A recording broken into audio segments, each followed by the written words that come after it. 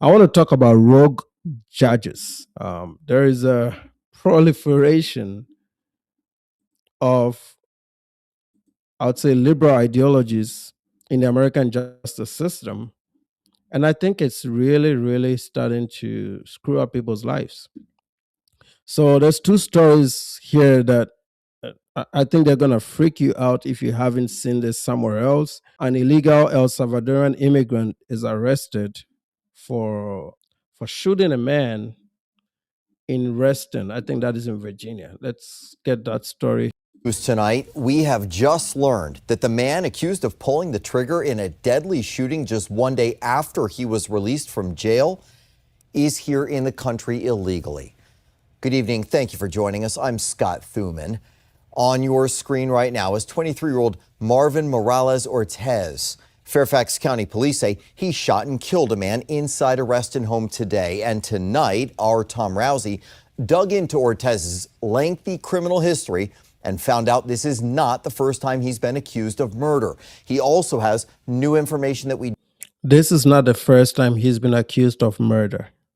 So somebody that's been accused of murder, why is that person out?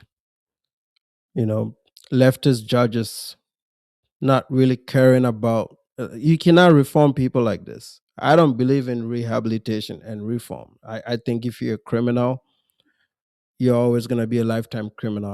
I haven't seen it. Maybe there's some data out there that I have yet to come across, but I think people with criminal minds will always remain criminals. The only way, and in this case, a violent criminal should not be on these streets. just confirmed with ICE that you are hearing first on 7 News.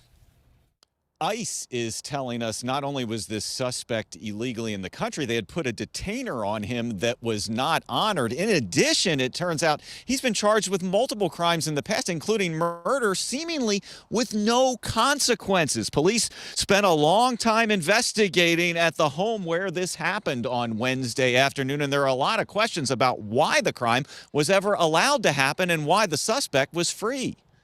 This is very shocking, that this happened in a neighborhood that's supposed to be safe. Brian Del Cid lives very close to the home where the homicide happened. He says what's also shocking is that suspected shooter Marvin Morales Ortiz had just been released from jail less than 24 hours before allegedly using this gun to shoot and kill a man. It is very upsetting. I think we need to start having a conversation about charging judges that release people like this on our streets. It really, I don't care what your ideology is. This is just common sense, and to think that somebody went to law school, worked probably as a lawyer for a few years, gets a job to become a judge, and then this is how you're going to rule on some of your cases, uh, with a liberal mindset that people like this can be left out and be reformed because you're thinking you're the bigger person, but you're not taking into consideration what these people can do when you leave them outside.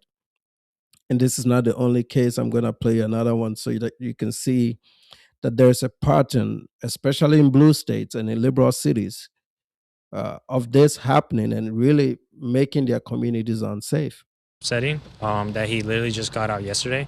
Police remained on the scene investigating Wednesday night. The crime happened inside this home on Fanshell Court in Reston. Until Tuesday, Morales Ortiz had been in jail facing charges for allegedly brandishing a gun and assaulting and injuring someone. He was released when the Fairfax County Commonwealth's Attorney's Office decided to drop the case. They told us in a statement, prosecutors were unable to move forward with the case because the victim told police that they were out of the country and would not be coming to court to cooperate in proceedings. Sadly, without the victim's necessary testimony, we could not move forward with the case. But this is not the first time the County Commonwealth's Attorney's Office has chosen not to press charges against Morales Ortiz. Court records indicate since 2020, he's been charged with at least 7. Yeah, look at all that. Just a bunch of violent crimes. Why is a person like this out? 2020, 2023, 2024. There's a couple of them every year.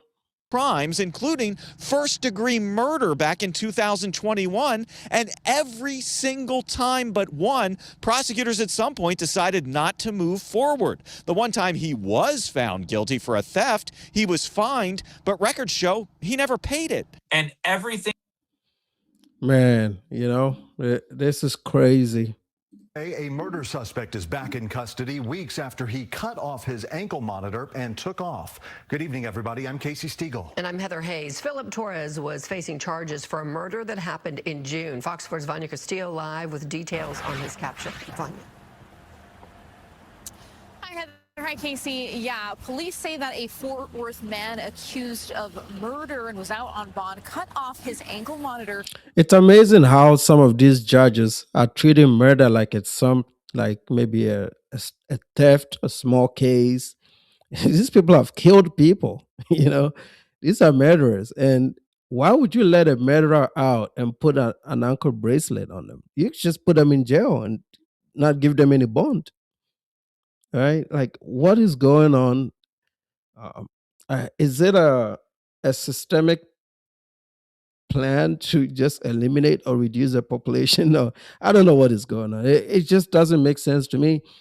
And you would think, okay, well, this is Texas. It's right here now. Well, it's about an hour away from me. But why is this happening in Texas of all places? Well, what people also don't know is the major cities, Fort Worth, Dallas, Houston, El Paso, and Austin, are liberal towns. So even though the rest of the state is red, the big cities are really blue. And most of the judges there, because in Texas, we vote for our judges, you don't elect them. Greg Abbott, who is our governor, doesn't have the power to appoint these judges. So you find that in places like Houston and downtown Dallas areas, these judges are woke and leftist as hell, and they just let these criminals out. And that's why, these places have become very dangerous. I don't get it. It was on the run for weeks, but has finally been caught in Dallas. And so at some point, for whatever reason, he decided to cut it off. And as soon as we were notified of that, for some reason, of course he's gonna cut it off. He's gonna go down for murder, and in Texas, possibly the death penalty. So of course he's got to take his chances. Search began. The case began in June when a man was found in a vehicle shot on the 2700 block of West Long Avenue. He later died.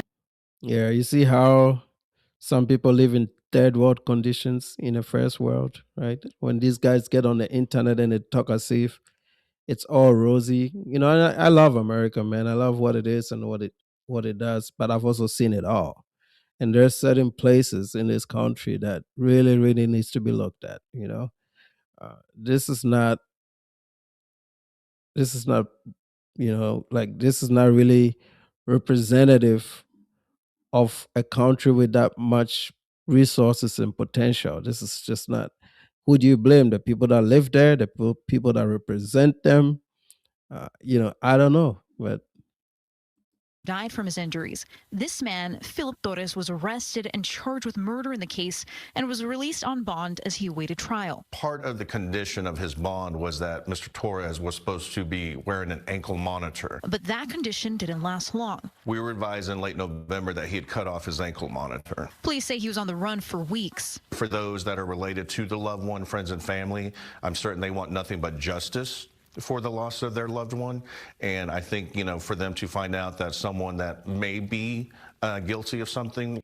See, and a lot of these guys, and like people don't want to bring this up, but a lot of these guys are also DEI hires, right? Some of these people, like this guy that is making all these, calling these shots, and some of these district attorney offices, a lot of them are DEI hires. Texas went through a lot of that around COVID. Like most of the people that were put into some of these positions were not qualified for it. They just got it because they were part of a minority group.